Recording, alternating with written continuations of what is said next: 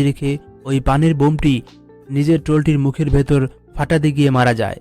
আর তখনই পেছন থেকে টোলটির রাজার ছেলে অপর টোলটির হাত টেনে বের করে ফেলে, যার মাধ্যমে এই সিনেমাটি শেষ হয়। তাহলে দেখলেন তো, টোলের গল্প কেবল একটা দৈত্যের ধ্বংসলীলা নয়, এটা আসলে হাজার বছর ধরে চলে আসা মানুষের ভুল, ক্ষমতার লোভ আর প্রকৃতির বিরুদ্ধে দাঁড়ানোর পরিণতি। নোরা শেষ পর্যন্ত টোলটাকে বাঁচাতে না পারলেও আশা জন্ম দিল তার বন্ধু সিগিরের মেয়ে উহুরার মাধ্যমে দিয়ে। ভবিষ্যতে কি টোলরা আবারও ফিরে আসবে? যদি আসে তাহলে মানবজাতি কি তার এই ভুল শুধরে নেবে? এ বিষয়ে আপনার কি মনে হয়? আর সিনেমাটির কোন অংশটি আপনার সবচেয়ে বেশি ভালো লেগেছে কমেন্টে জানাতে ভুলবেন না।